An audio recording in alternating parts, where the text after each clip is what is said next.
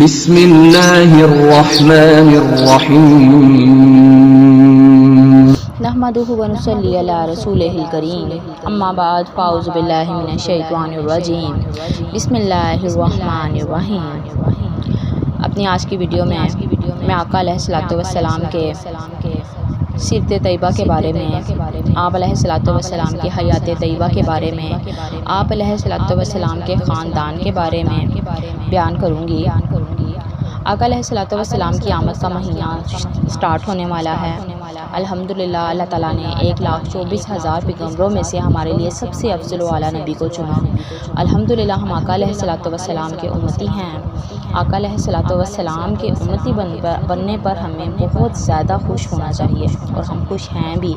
آقا علیہ الصلوۃ والسلام کی ولادت کا مہینہ شروع ہونے والا ہے، تو اس مہینے کی نسبت سے میں اپنی ویڈیوز میں آقا علیہ الصلوۃ والسلام کی حیات طیبہ کے بارے میں مکمل طور پر تفصیلی بیان کروں گی۔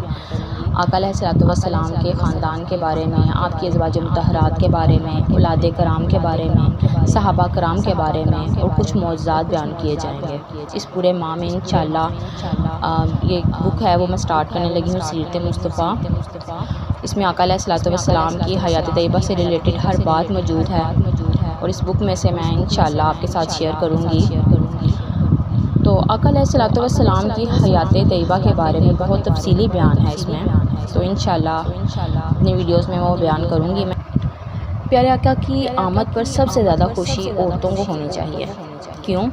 کیونکہ ایک عورت کو سب سے زیادہ فضیلت تب ملی جب اسلام آیا، جب آقا علیہ الصلوۃ والسلام نے نبوت کا اظہار کیا، جب آقا علیہ الصلوۃ والسلام کو اللہ تعالیٰ نے ہمارے لیے نبی بنا کر بھیجا، تو پھر عورتوں کو اہمیت و فضیلت ملی۔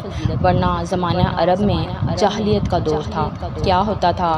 بیٹیوں کو زندہ دفن کر دیا جاتا تھا۔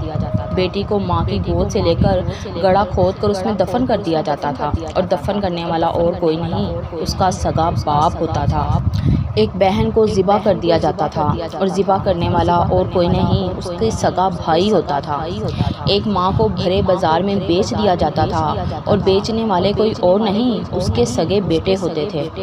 لیکن اللہ کا شکر ہے کہ اسلام آنے پر، نبی پاک علیہ الصلوۃ والسلام کے اس دنیا میں آمد پر کیا ہوا؟ ایک بیٹی کو، ایک بہن کو کس قدر اللہ تعالیٰ نے عزت و اہمیت و قدرت و منزلت دے دی۔ اللہ تعالیٰ کا لاکھ شکر ادا کرنا چاہیے۔ یہاں تک کہ نبی علیہ الصلوۃ والسلام نے فرمایا کہ جس شخص کی 3 یا 3 سے زیادہ بیٹیاں ہوں گی، اور وہ ان کو اچھی طرح سے ان کی پرورش کرے گا، تو روز قیامت وہ اور میں اس طرح ساتھ ساتھ ہوں گے جس طرح 2 انگلیاں ساتھ ساتھ ہوتی ہیں۔ عورت کو ایک ماں کی حیثیت سے اس کے پاؤں کے نیچے جنت رکھ دی، بہن کے طور پر اس کو متعارف کروایا۔ عورت ایک بہن، ایک ماں، ایک بیٹی کے روپ میں، بیوی کے روپ میں اس کی اتنی عزت و منزلت بنا دی۔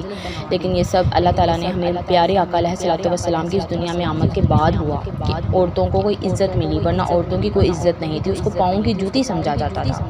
تو اللہ تعالیٰ کا شکر ادا کرنا چاہیے، اور اللہ تعالیٰ کا شکر ادا کرتے ہیں ہم کہ آقا علیہ الصلوۃ والسلام کا ہمیں امتی بنایا، ایسے نبی کا امتی بنایا جس کا نبی کا امتی بننے پر خود جو ہیں وہ انبیاء کرام بھی دعا کرتے تھے کہ اے اللہ ہمیں اپنے پیارے محبوب نبی کا امتی بنا دے۔ خود نبی ہیں لیکن دعا یہ کرتے ہیں کہ ہمیں اپنے پیارے نبی کا امتی بنا دے۔ تو اللہ تعالیٰ کا لاکھ کروڑ ہے شکر ہے کہ اللہ تعالیٰ نے ہمیں اپنے پیارے نبی کا امتی بنایا۔ تو چلیے اب چلتے ہیں اپنی ویڈیو کی طرف۔ ویڈیو سٹارٹ کرنے سے پہلے آپ سے ریکویسٹ کروں گی کہ اگر ابھی تک آپ نے میرا چینل سبسکرائب نہیں کیا تو پلیز اس کو سبسکرائب کر دیں، تاکہ جو میں بک سٹارٹ کرنے جا رہی ہوں آقا علیہ الصلوۃ والسلام کی سیرت طیبہ کے بارے میں، وہ آپ تک اس کی ساری انفارمیشن جو ہے وہ پہنچتی رہیں۔ تو میں چلتی ہوں اپنی ویڈیو کی طرف۔ ویڈیو کا بک کا پہلا ٹاپک ہے خاندانی شرافت۔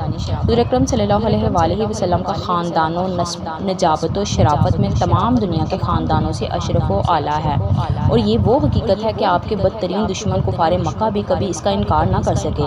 چنانچہ حضرت ابو سفیان نے جب وہ کفر کی حالت میں تھے، بادشاہ روم ہرقل کے بھرے دربار میں اس حقیقت کا اقرار کیا کہ نبی صلی اللہ علیہ وآلہ وسلم عالی خاندان ہیں، حالانکہ اس وقت وہ آپ کے بدترین دشمن تھے، اور کہ اگر ذرا بھی کوئی گنجائش ملے تو آپ کی ذات پاک پر کوئی عیب لگا کر بادشاہ روم کی نظروں سے آپ کا وقار گرا دیں۔ مسلم شریف کی روایت ہے کہ اللہ تعالیٰ نے حضرت اسماعیل علیہ السلام کی اولاد میں سے کنانہ کو برگزیدہ بنایا اور کنانہ میں سے قریش کو چنا اور قریش میں سے بنی ہاشم کو منتخب فرمایا اور بنی ہاشم میں سے مجھ کو چن لیا۔ سبحان اللہ۔ بہرحال یہی ایک حقیقت ہے کہ یعنی حضور صلی اللہ علیہ وآلہ وسلم کا خاندان اس قدر بلند مرتبہ ہے کہ کوئی بھی حسب نسب والا اور نعمت و بزرگی والا آپ کے مثل نہیں ہے۔ قریش حضرت صلی اللہ علیہ وآلہ وسلم کے خاندان نبوت میں سبھی حضرات اپنی گو نگاؤں خصوصیات کی وجہ سے بڑے نامی گرامی ہیں، مگر چند ہستیاں ایسی ہیں جو آسمان فضل و کمال پر چاند تارے بن کر چمکے۔ ان با کمالوں میں سے فہر بن مالک بھی ہیں، ان کا لقب قریش ہے اور ان کی اولاد قریشی یا قریش کہلاتی ہے۔ فہر بن مالک قریش اس لیے کہلاتے ہیں کہ قریش ایک سمندری جانور کا نام ہے جو بہت ہی طاقتور ہوتا ہے اور سمندری جانوروں کو کھا ڈالتا ہے۔ یہ تمام جانوروں پر ہمیشہ غالب ہی رہتا ہے، کبھی مغلوب نہیں ہوتا۔ چونکہ فہر بن مالک اپنی شجاعت اور خودداد طاقت کی بنا پر تمام قبائل عرب پر غالب تھے، اس لیے تمام اہل عرب ان کو قریش کے لقب سے پکارنے لگے۔ چنانچہ اس بارے میں شمرخ بن عمرو حمیری کا شعر بہت مشہور ہے کہ یعنی قریش ایک جانور ہے جو سمندر میں رہتا ہے، اسی کے نام پر قبیلہ قریش کا نام قریش رکھ دیا گیا۔ حضرت صلی اللہ علیہ وآلہ وسلم کے ماں باپ دونوں کا سلسلہ نسب فہر بن مالک سے ملتا ہے، اس لیے حضرت اکرم صلی اللہ علیہ وآلہ وسلم ماں باپ دونوں کی طرف سے قریشی ہیں۔ ہاشم حضرت صلی اللہ علیہ وآلہ وسلم کے پردادا ہاشم بڑی شان و شوکت کے مالک تھے۔ ان کا اصلی نام عمرو تھا، انتہائی بہادر، بے حد سخی اور اعلیٰ درجے کے مہمان نواز تھے۔ ایک سال عرب میں بہت سخت قحط پڑ گیا اور لوگ دانے دانے کو محتاج ہو گئے، تو یہ ملک شام سے خشک روٹیاں خرید کر حج کے دنوں میں مکہ پہنچے اور روٹیوں کا چورا کر کے اونٹ کے گوشت کے شوربے میں سرید بنا کر تمام حاجیوں کو خوب پیٹ بھر کر کھلایا۔ اس دن سے لوگ ان کو ہاشم یعنی روٹیوں کا چورا کرنے والے کہنے لگے۔ چونکہ یہ عبد مناف کے سب لڑکوں میں بڑے اور باصلاحیت تھے، اس لیے عبد مناف کے بعد کعبہ کے متولی اور شہزادہ نشین ہوئے۔ بہت حسین و خوبصورت اور وجیح تھے۔ جب سن شعور کو پہنچے تو ان کی شادی مدینہ میں قبیلہ خزرج کے ایک سردار عمرو کی صاحبزادی سے ہوئی جن کا نام سلمہ تھا، اور ان کے صاحبزادے عبد المطلب مدینہ ہی میں پیدا ہوئے۔ چونکہ ہاشم 25 سال کی عمر پا کر ملک شام کے راستے میں بمقام غزہ انتقال کر گئے، اسی لیے عبد المطلب مدینہ ہی میں اپنے نانا کے گھر پلے بڑھے، اور جب 7 یا 8 سال کے ہو گئے تو مکے آ کر اپنے خاندان والوں کے ساتھ رہنے لگے۔ حضرت عبد المطلب حضرت صلی اللہ علیہ وآلہ وسلم کے دادا عبد المطلب کا اصل نام شیبہ ہے۔ یہ بڑے ہی نیک نفس اور عابد و زاہد تھے۔